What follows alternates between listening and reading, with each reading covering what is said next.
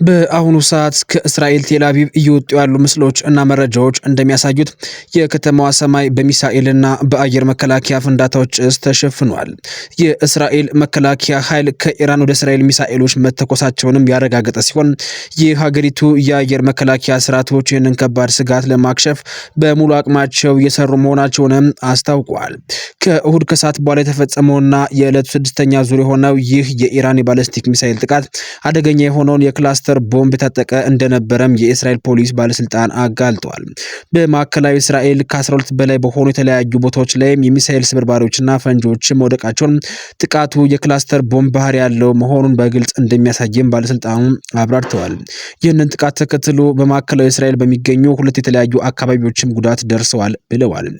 በመካከለኛው ምስራቅ በአሁኑ ሰዓት ላይ ጦርነቱ በተለያዩ አካባቢዎችም ጠንክሮ የቀጠለ ሲሆን በተለያዩ ስፍራዎችም የኢራን የጦር ኃይሎችም ጥቃት እየሰነዘሩ ይገኛሉ።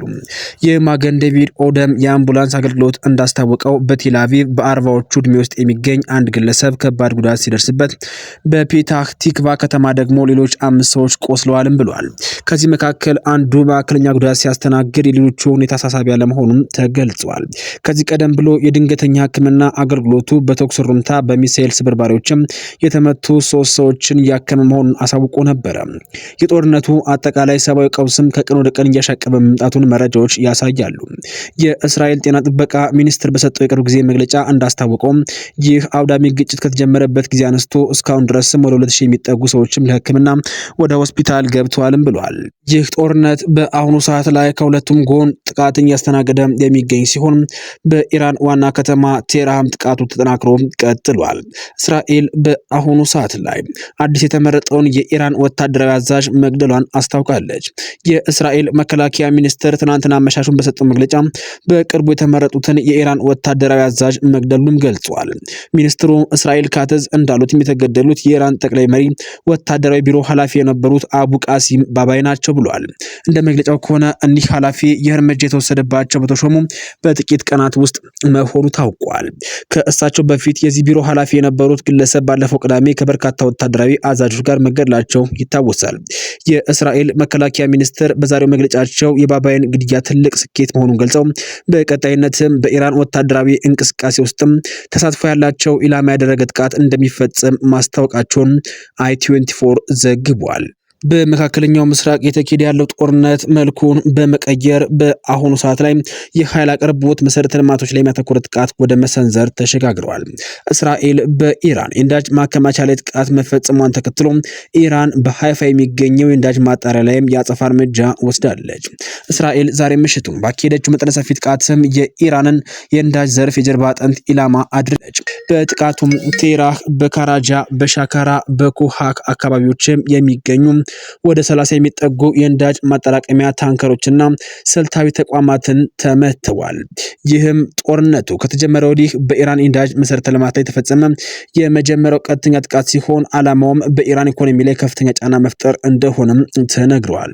በአንጻሩ የኢራን አብዮት ዘብ ለተፈጸመበት ጥቃት ፈጣን ምላሽ ሰጥቷል። በአሁኑ ሰዓት በወጡ መረጃዎች መሰረትም ከሃይበር ሸከን የተሰኘ ዘመናዊ ባሊስቲክ ሚሳኤሎችን በመጠቀም በእስራኤል የሚገኘውን የሃይፋይ ነዳጅ ማጣሪያ መምታታቸውንም ኢራን በይፋ አስታውቃለች። ነገሩም እየተቀያየረ ዓለምንም እያስጨነቀ እያሸበረም ይገኛል። ይህ የሁለቱ ወገኖች የነዳጅ ተቋማትን ኢላማ የማድረግ እርምጃ በመላው የባህረ ሰላጤ ሀገራትና በዓለም አቀፉ የነዳጅ ገበያ ላይ ከፍተኛ ስጋትን ደቅኗል። የሆርሙዝ የባህር ወሽመጥ መዘጋቱን ተከትሎ ኩዌት የነዳጅ ምርቷን የምታከማችበት ቦታ በመጥፋቱም በሽያጭ ውሏ ላይ ፎርስ ሜጀር ወይም ደግሞ ከአቅም በላይ የሆኑ ሁኔታ መከሰቱን አውጃለች።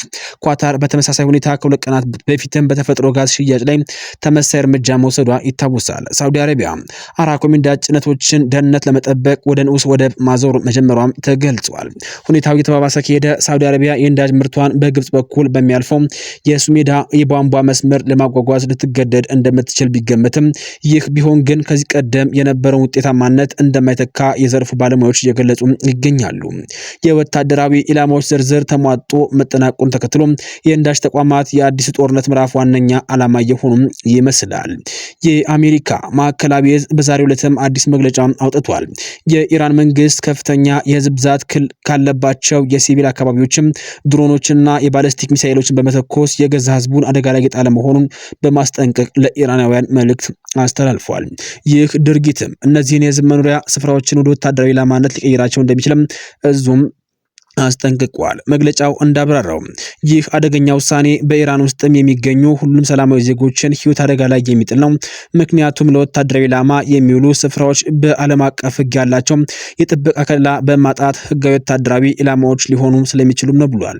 አንድ የአሜሪካ ባለስልጣን እንደገለጸው ከሆነ የአሜሪካ ጦር የኢራን መንግስት ተንቀሳቃሽ የድሮንም ወይም ደግሞ የባሊስቲክ ሚሳኤል ማስወንጨፊያዎችም ከፍተኛ የህዝብ ብዛት ወዳለባቸው የሲቪል አካባቢዎችም ሲወስድ በተደጋጋሚ ተመልክቷል። በተለይም ዴዝፋል አካባቢ ሲወስድን በተደጋጋሚ ተመልክቷል። በተለይም ዴዝፋል፣ ኢስፋና ሺራዝ የተባሉ ከተሞች ኢራን ድሮኖቿን ወይም ሚሳኤሎቿን ለመተኮስ የተጠቀመችባቸው የተጨናነቁ አካባቢዎች መሆናቸውን የዕለቱ ማስጠንቀቂያ በስም ጠቅሶ አጋልጧል። ባለስልጣኑም አክሎም ይህ ማስጠንቀቂያ የአሜሪካ ጦር በስም በተጠቀሱ ቦታዎች ላይ ጥቃት ለመሰንዘር የተዘጋጀ ነው ተብሎ ሊወሰድ እንደማይገባም አሳስበዋል። ነገር ግን ለወታደራዊ ኢላማ ጥቅም ላይ በሚውሉ ተቋማት ውስጥ ወይም ደግሞ በአቅራቢያቸው ለሚገኙ ሰላማዊ ዜጎች ደህንነትና ኃላፊነትም አሜሪካ ዋስትና መስጠት እንደማትችል መግለጻቸውን በግልጽ አስቀምጠዋል። ይህ ማስጠንቀቂያ የተሰጠበት ዋነኛ ዓላማ ለኢራን የምታደርጉትን እያየን ነው ለማለት እንዲሁም ደግሞ ለኢራን ህዝብ ደግሞ መንግስታችሁ ይህንን እያደረጋችሁ ነው፣ አደጋ ላይ የጣላችሁ ነው የሚል መልእክትም ለማስተላለፍ መሆኑን ባለስልጣኑ አብራርተዋል። በተያያዘ መረጃ ከሩሲያና ቻይና ጋር ያለን ወታደራዊ ትብብር ሚስጥር አይደለም ስትል የኢራን መንግስት በውጭ ጉዳይ ሚኒስትሯ በኩል አሳወቀች። የኢራን የውጭ ጉዳይ ሚኒስትር አባስ አራግቺ ከሰሞኑ ኤንቢሲ ጋር ባደረጉት ቆይታ ሀገራቸው ከታላላቆቹ የምስራቅ ኃይሎች ሩሲያና ቻይና ጋር ስላላት ትልቅ ግንኙነት ማብራሪያ ሰጥተዋል። በቃለ መጠይቁም የተነሱ ዋና ዋና ሀሳቦችም እንደሚከተሉ ይቀርባሉ። በፖለቲካዊ ድጋፍ በኩል ሩሲያና ቻይና ለኢራን ያላቸው ድጋፍ በፖለቲካዊ ዘርፍ ብቻ ሳይወሰን በሌሎች መንገድ መሆኑን ሚኒስትሩም አረጋግጠዋል። በወታደራዊ ትብብር ጉዳይም ከሩሲያ ጋር ያለው ወታደራዊ ትብብር ሚስጥር አይደለም ያሉት አራግቺ ሁለቱ ሀገራት የቆየና የጠነከረ ግንኙነት እንዳላቸውም ገልጸዋል። በአሁኑ ሰዓትም ሩሲያና ቻይና በዚህ ጦርነት ላይ እየተሳተፉ እንደሚገኙ ጥያቄ ቀርቦላቸው ነበር። ጋዜጠኛው በአሁኑ ወቅት በጦርነት ውስጥ በቀጥታ እየረዷችሁ ነው ለሚለው ተደጋጋሚ ጥያቄ አራግቺ ሲመልሱም በጦርነት መሃል ሆነን ከሌሎች ሀገራት ጋር ስላለን ትብብር በዝርዝር መረጃ አንሰጥም በማለትም በዲፕሎማሲያዊ መንገድ ምላሽ ከመስጠት ተቆጥበዋል። ይህ ምን ያሳያል? ኢራን ከምዕራባውያን ጫና ለመውጣት የፈጠረችው የምስራቅ ጥምረት ይበልጥ እየጠነከረ መምጣቱና በሩሲያና ኢራን ቻይና መካከል ያለው ወታደራዊና ፖለቲካዊ ትብብር ለአካባቢው ጂኦፖለቲካ ትልቅ ለውጥ እያመጣ መሆኑን አመላካች ነው። እርሶስ ምን ይላሉ? የሩሲያና ቻይና ጣልቃ ገብነት በመካከለኛው ምስራቅ ያለውን ውጥረት ያረግበዋል ወይስ ደግሞ ያባብሰዋል? ሐሳብ አስተያየታችሁን በጨዋነት ኮሜንት ቦክስ ላይ አስቀምጡልን፣ እንወያይበት። በዚህ መረጃ ሰዓት ይዤላችሁ የመጣሁት መረጃ ይህንን ይመስላል። በቀጣይ በተረጋገጠ እንዲሁም ደግሞ መደመጥም ጭምር ባለበት መረጃ እስክንገናኝ ድረስ በሰላም ቆዩን።